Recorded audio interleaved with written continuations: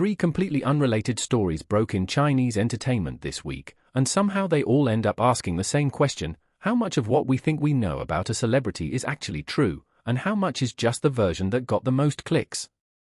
Welcome to Rabbit News Hallyu, where we don't just tell you what happened, we tell you why it matters. Start with the smallest story, because it's the one everyone's already forgotten was ever surprising. Zhang Linghe gave an interview this week and said something most public figures never say out loud. She named her actual type. Not the diplomatic, PR-safe non-answer. A real one. She said the men she's drawn to tend to look a little wild, around the edges. She named Jiang Qiming and Li Ronghao as examples, and she admitted she finds internet personality mania genuinely cute, casual enough that the two of them have filmed content together. Then she said the part that made headlines: Zhang Linghe isn't her type. Too polished, she said. Too handsome in a finished, symmetrical way that doesn't pull her in the way a little roughness does. That's it. That's the whole quote. No scandal, no feud, nothing manufactured. And yet it traveled, because it's rare to hear a public figure describe attraction in specifics instead of vague compliments. Most celebrities, when asked about their type, give an answer engineered to offend no one. Zhang Linghe gave one that could only describe her, which is precisely why it read as more honest, and precisely why it became a talking point instead of a throwaway soundbite.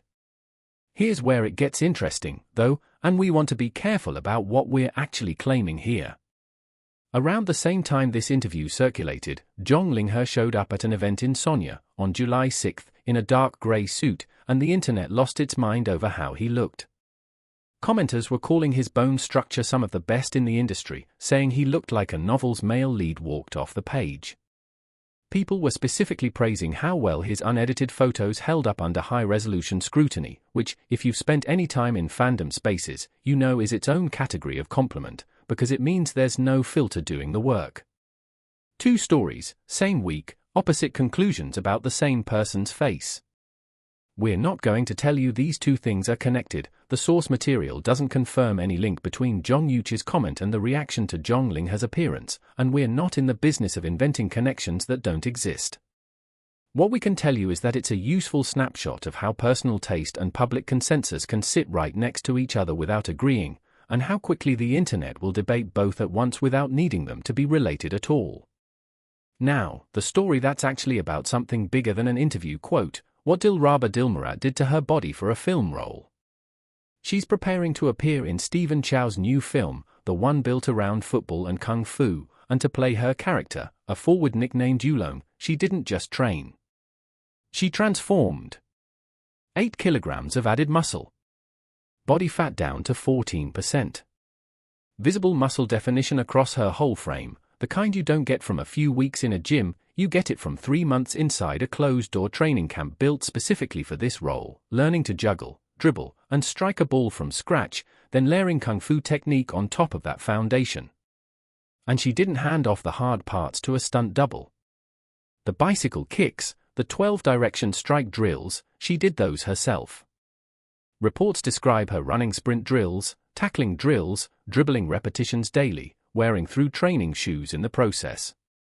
For one specific move, an inverted bicycle kick, she reportedly hung suspended in the air in short sleeves for 3 hours in the rain to get the shot right. Why put herself through that? Partly, it's the character. Yulong is described as stubborn, a core piece of her team's attack, someone who needs real explosive power to sell the football meets martial arts choreography. But it's also Stephen Chow, a director known for demanding actual athletic conditioning from his cast, not movie magic approximations of it, the same instinct that shaped the original Shaolin in soccer.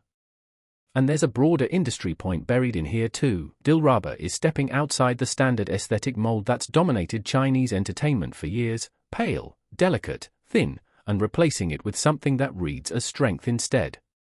That's not a small creative choice. That's a data point in a slow industry-wide shift toward realism over polish, and toward actresses being allowed to look powerful instead of just decorative. It's also worth noting what this transformation actually costs an actress at her level. Dilraba built her career on a very specific image, the kind of polished, romantic lead look that got her cast in wuxia dramas and glossy period pieces in the first place. choosing a role that requires cutting her hair short, tanning her skin, and repeatedly showing up covered in mud and bruises is a departure from the image that made her famous, not a natural extension of it. That's a bigger professional bet than it looks like on the surface, and it says something about where the industry is rewarding actresses to go right now, toward roles that demand visible physical effort, not just visible beauty. Which brings us to the story with the most moving parts, and the one that requires the most caution. On the night of July 6th into July 7th, internet personality Cai Xiaodi went live and said, plainly, that Bai Lu's bare face is very ordinary, and that she didn't understand how Bai Lu became famous. She went further, claiming that girls don't like Bai Lu, a statement that immediately drew pushback simply for how it was phrased, since one person's opinion isn't a verdict on what an entire demographic thinks. The backlash was fast. Fans circulated screenshots of Bai Lu without makeup from entertainment programs, arguing the photos spoke for themselves. And more than a few people pointed out that while this was unfolding online, Bai Lu was actively donating to disaster relief efforts in Guangxi and encouraging others to pay attention to that crisis instead, a juxtaposition a lot of commenters didn't let go unnoticed. Online, that contrast became the shorthand for the whole debate, one person's opinion about someone's face, set against a much larger, ongoing disaster response most people would agree matters more.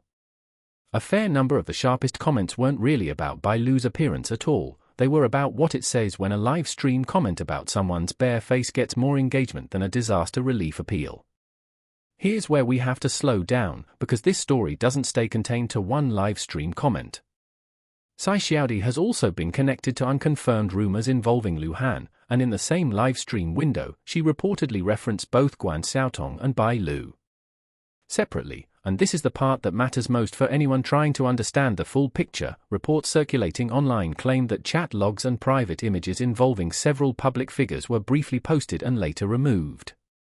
None of those claims have been independently verified, and we're not going to describe their contents or repeat specifics we can't confirm.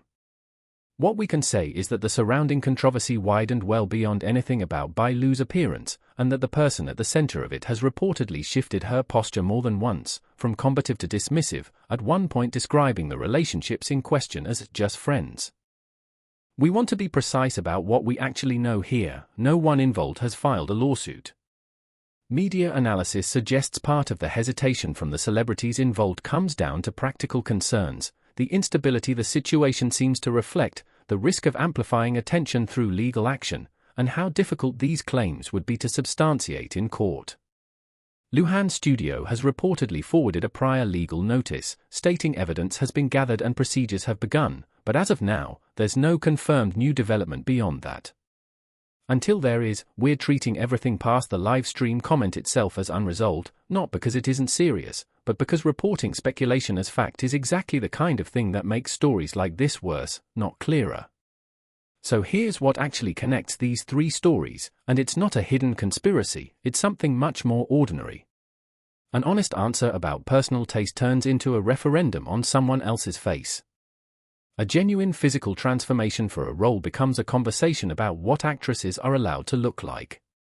And an offhand live stream comment spirals into a much larger, murkier situation involving privacy, unverified claims, and a legal system that hasn't weighed in yet. In every case, the actual, confirmed facts are smaller and more